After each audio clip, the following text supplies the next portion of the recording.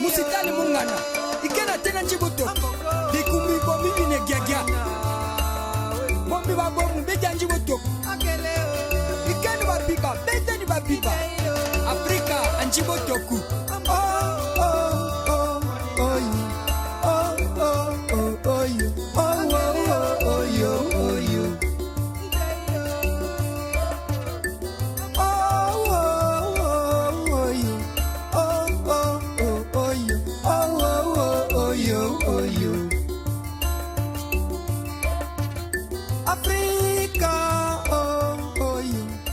Enfants exploités dans les mines de Walikale. L'un des 6 territoires de la province du Nord Kivu, Walikale, un peu grand comme le Rwanda, est situé en pleine forêt équatoriale. La route qui mène à Goma, longue de 215 km, est impraticable. Et l'avion reste l'unique moyen pour accéder à ces territoires riches en or, coltan, cassitérite, bauxite, exploités d'une façon artisanale. Selon un rapport du bureau de mines, Walikale compte 27 carrés miniers reconnus officiellement et 46 autres officieusement, mais très actifs dans l'activité.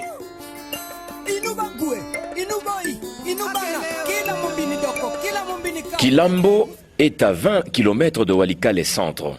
Le service aéronautique bloque la circulation des véhicules sur cette route qui va bientôt servir de piste d'atterrissage d'un avion. Mais le village n'a pas de tour de contrôle pour l'atterrissage ni pour le décollage. Les pilotes n'utilisent qu'une fréquence radio pour se guider. Après une dernière manœuvre, l'appareil se pose. Le plus important, ce n'est pas ce que l'avion apporte, les vivres et autres biens non alimentaires, mais ce qu'il ramène, des sacs de 50 kilos, soit près de 2 tonnes, pour la cassitérite ou le coltan, enregistré sur des documents ne mentionnant que la quantité et le destinataire, pas l'origine du minerai.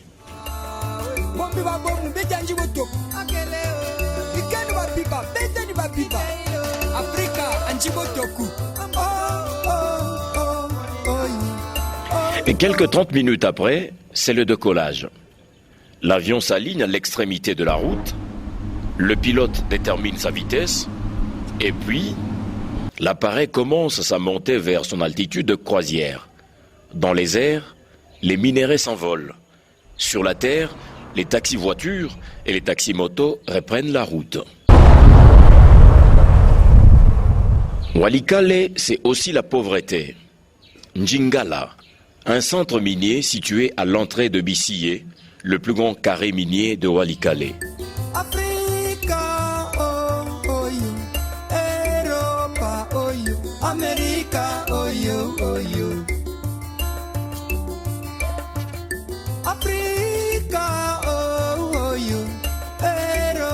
Voici la voie qui mène vers Bissiyé. Ici, on peut même ramasser les minéraux. Mais la pauvreté faisant un poids sur des ménages, les lois relatives à la protection de l'enfant n'étant pas vulgarisées dans ces mines, l'autorité politique n'ayant pas de pouvoir sur ces sites d'exploitation pour réglementer les activités, les enfants sont contraints à se prendre abusivement en charge.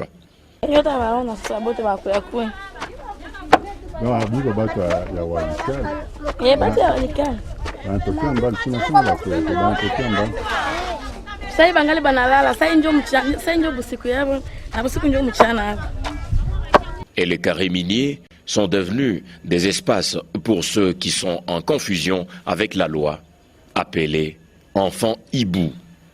Ces 7500 enfants représentent 10% des exploitants miniers. Pataugeant à longueur de journée dans l'eau, ces enfants tamisent la terre pour débarrasser les minéraux de grosses impuretés. Alors que ceux qui ont moins de 12 ans restent de longues heures au soleil à concasser de blocs de pierre. Le plus âgé transporte les minéraux au centre de négoce.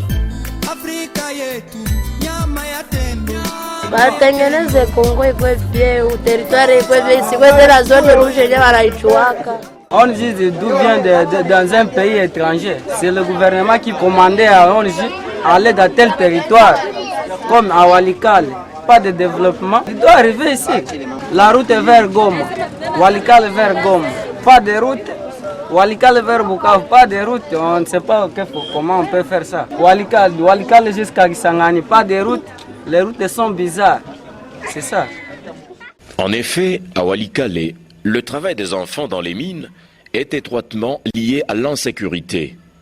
Loin des regards, car dans la jungle, les enfants sont exposés à une pléthore de dangers, utilisation abusive du sexe, violence par ruse ou encore grossesse. Travailler dans les mines est très dangereux pour un enfant hibou. Physiquement, les charges lourdes et incommodes le détruisent. Il est également exposé aux substances chimiques toxiques, parfois explosives, et à des chaleurs ou à des froides extrêmes. En territoire de Walikale, le travail dans les mines se passe dans des zones hors circuit scolaire, où les lois et les services sociaux sont inexistants.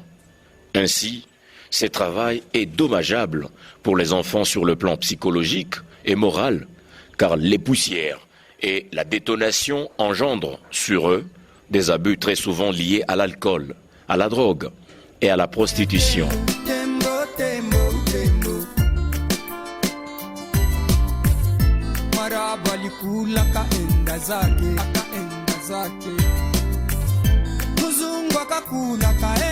En territoire de Walikale, une région dévastée par la guerre, où la violence s'est nourrie de l'abondance de matières premières, un enfant hibou constitue le premier maillon de la longue chaîne du commerce de minerais du sang, l'autre bout étant occupé par les multinationales.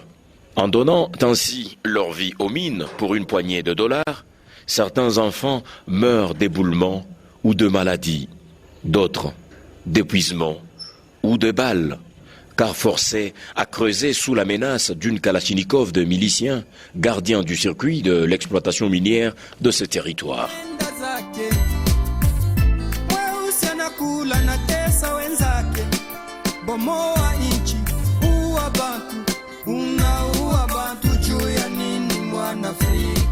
Par conséquent, l'analphabétisme et le retard scolaire, la délinquance juvénile et le banditisme, la loi de moindre effort et l'amour effréné de l'argent, la présence des groupes armés liés à l'exploitation des enfants dans les mines et l'avenir malheureux de Walikale obscurcissent ces territoires.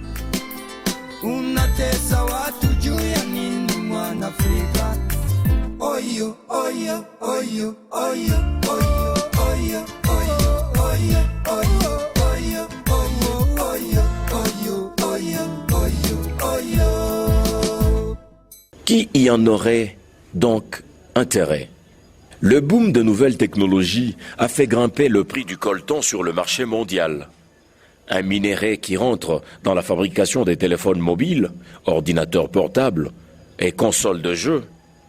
À Walikale, ces minerais extraits dans des conditions désastreuses au fond des mines est devenu une activité importante depuis la fin des années 1990.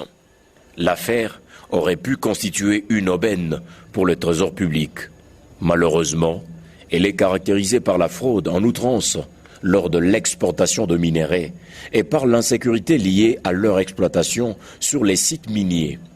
À plusieurs fois, l'ONU a proposé l'instauration d'un embargo sur les minerais provenant des zones de conflit à l'est de la République démocratique du Congo et accuse les firmes internationales qui, par le truchement de leurs courtiers sur le terrain, négocient avec les belligérants. Pourtant, la République démocratique du Congo possède des instruments juridiques nationaux et internationaux pour protéger l'enfant. Le pays a ratifié le 20 juin 2001 la Convention de l'Organisation internationale du travail, numéro 138, de 1973, fixant l'âge minimum à 14 ans. À son article 7, il est stipulé que des enfants âgés de 13 à 15 ans peuvent être autorisés à exécuter des travaux légers, pour autant que ceux-ci ne portent pas préjudice à leur santé ou sécurité, à leur assiduité scolaire ou à leur participation à des programmes d'orientation ou de formation professionnelle. Reste donc à savoir si cet être humain, âgé de moins de 18 ans, moyennant dérogation d'un juge pour enfants, et qu'après avis psychomédical d'un expert, et de l'inspecteur du travail qui descend sous terre dans un tunnel à peine plus large que son corps pour casser la roche, ou si celui qui s'échine au fond d'une rivière ou au creux d'une montagne pour arracher à la terre ses matières précieuses, si celui qui transporte des sacs de sable plus lourds que son propre poids au torrent, ou encore si celui qui, du mercure toxique, à main nue, extrait l'or des pierres accomplies des travaux légers, n'est pourtant pas préjudice à son épanouissement, à sa santé ou à sa sécurité.